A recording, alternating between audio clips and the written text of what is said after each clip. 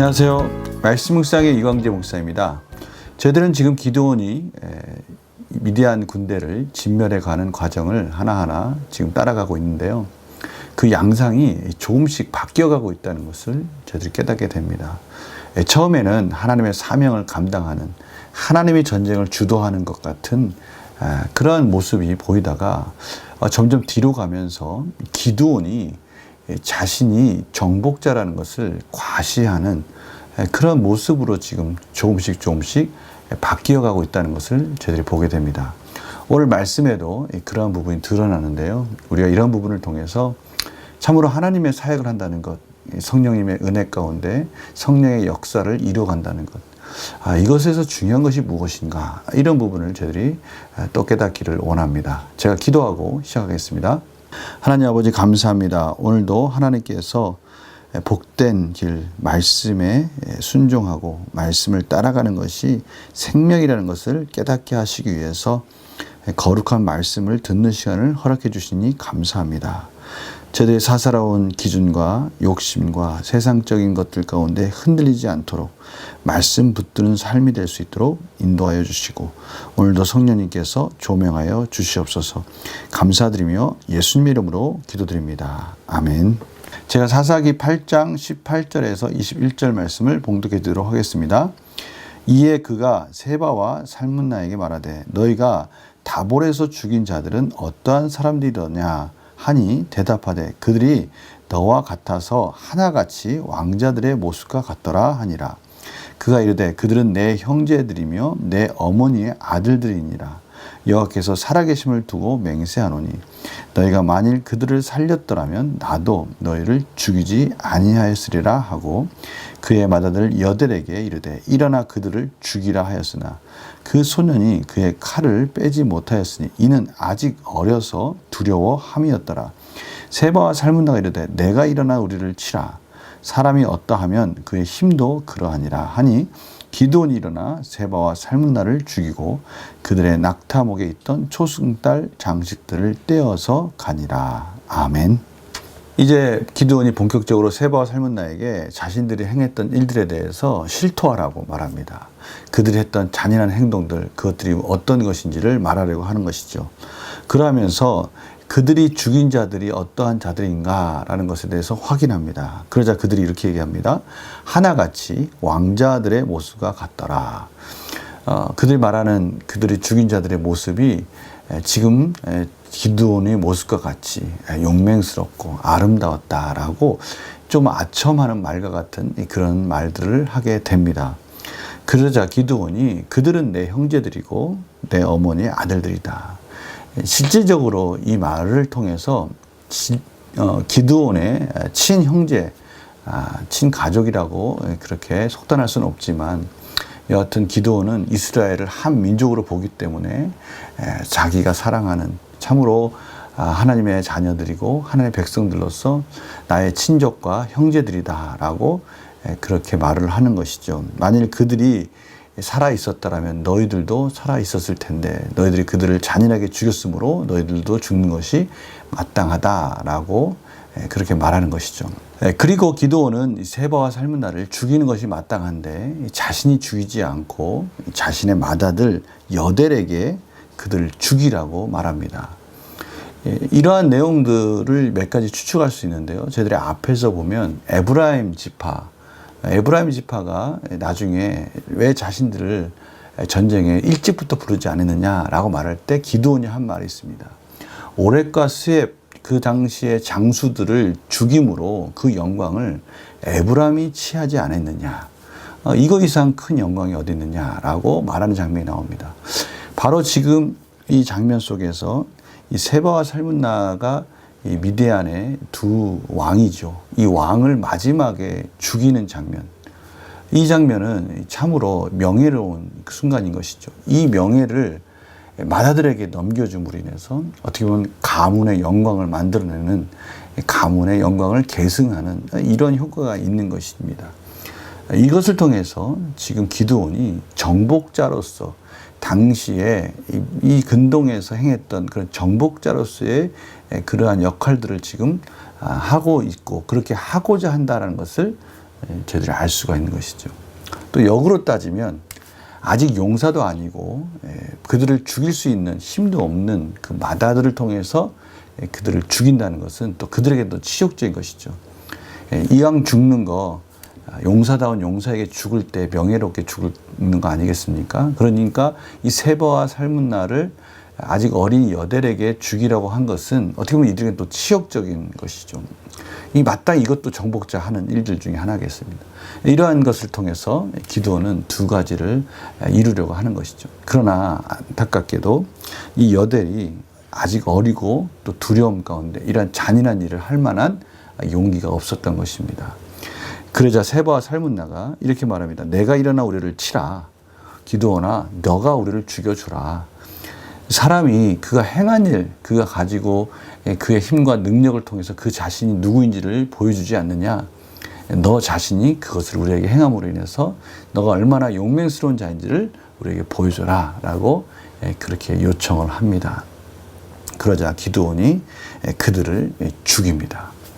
근데 이 참 안타깝게도 끝날 때 이러한 죽이는 그 일을 마침으로 인해서 이 이야기를 이끌어가는 화자 하나님께서는 저들에게 이것을 또 비춰주십니다. 그들의 낙타목에 있던 초승달 장식들을 떼어서 가지니라. 기드온이 그들을 죽이고 나서 그들이 가지고 있었던 초승달 장식, 어떻게 보면 우상을 상징하는 그러한 것들을 기드온이 취함으로 인해서 지금 기드온이 하고 있는 것들이 이스라엘의 하나님의 사명을 이방인을 심판하는 그런 심판자로서의 모습이 아니고 이스라엘 구원하는 자로서의 모습이 아니라 정복자가 하는 그런 요식행위들을 함으로 인해서 지금 이 전쟁에 대해서 기드온이 생각하고 있는 생각들이 조금씩 바뀌어가고 있다는 것을 저들에게 가르쳐주고 있습니다. 우리 질문을 통해서 오늘 내용들을 다시 한번 확인해 보겠습니다. 기드온은 왜 두려워서 칼을 빼지도 못하는 자신의 어린 아들에게 미디안 왕들을 죽이라고 명령하십니까? 제가 두 가지를 말씀드렸습니다. 한 가지는 이렇게 함으로 인해서 가문의 영광을 세우는 것이죠. 아들에게 그 명예를 세워주는 역할을 할 수가 있습니다. 그러나 반대편에 있는 세바 살문나에게는 참 치욕적인 그런 일들을 함으로 인해서 지금 기드온이 자신이 심판자, 정복자, 어떻게 보면 말은 왕은 아니지만 이 왕으로서 충분히 보여줄 수 있는 행동들을 지금 하고 있는 모습들을 보게 됩니다. 이것은 기드온이 의도를 했든 안 했든 간에 참으로 기드온이 신중해야 될 부분이었는데 그런 부분을 지금 놓치고 있다는 것을 지금 말하고 있는 것이죠. 그래서 느낀 점을 보면요. 하나님의 전쟁에서 개인적인 복수심에 따라 행동하는 기드온을 보면 무엇을 느낍니까?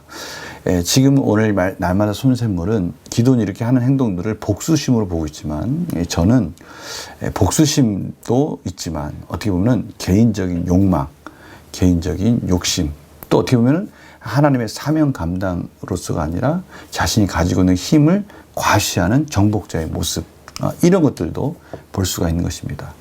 저희들이 하나님의 사역을 하면서 우리가 가지고 있는 힘, 우리가 가지고 있는 능력을 때로는 과시하고 싶을 때가 있어요. 사실은 그 모든 것들은 다 하나님이 주신 거 아닙니까? 하나님께서 허락하신 자리입니다. 하나님께서 허락하신 질서입니다. 그런데 그것이 마치 내 마음대로 내가 할 수 있는 그런 힘과 능력이 있는 것이냐 착각할 수 있다는 것이죠. 그래서 함부로 자신이 해야 될 일들에 대해서 행하고 함부로 역할을 감당함으로 인해서 어떻게 보면 많은 자들 앞에서 오해를 살 수 있는 그런 부분도 없잖아 있는 것입니다. 마땅히 행하는 그 하나님의 사역 가운데 하나님의 능력 가운데는 오직 하나님께만 영광이 되어야 하고요.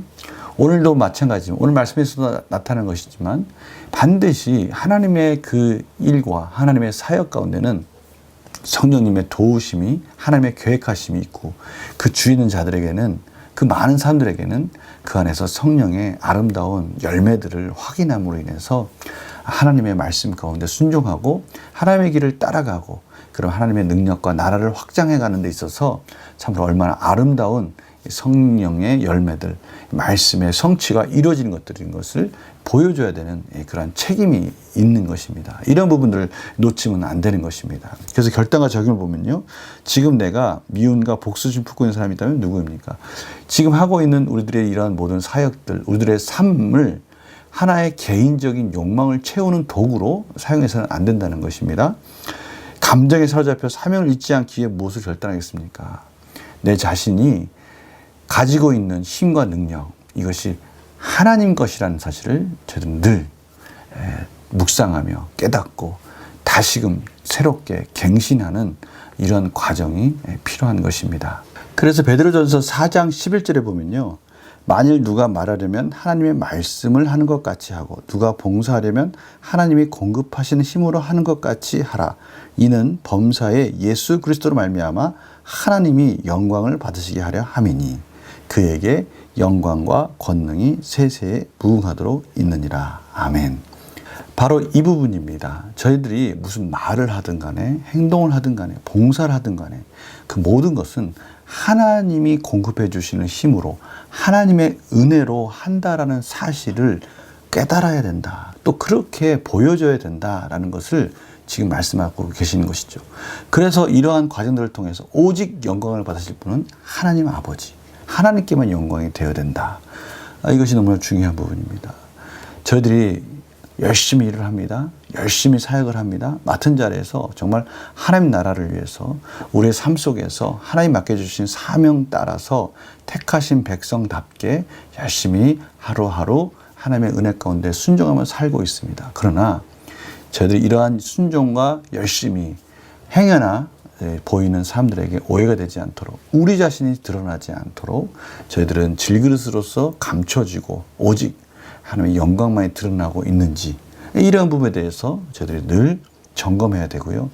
혹시나 우리가 그러한 교만 가운데 그러한 껍데기로, 그러한 딱딱한 껍데기에 둘러싸이지 않을까라는 이런 교만의 껍데기를 깨트리는 갱신의 작업, 이 말씀을 통해서 우리 스스로를 객관적으로 보고 말씀의 거울로 비춰보는 이러한 과정들이 필요하다는 것입니다. 오늘 말씀을 통해서 이 부분에 대해서 묵상하면서 지금 저희들이 하는 모든 삶 속에서 정말 하나님의 영광만 드러나기를 원하고 있는가, 아니면 내 자신이 드러나는 것에 대해서 만족하고 즐거워하고 있는가, 이 부분을 저희들이 점검해보는 그런 놀라우신 하나님의 은혜가 있기를 간절히 축원합니다.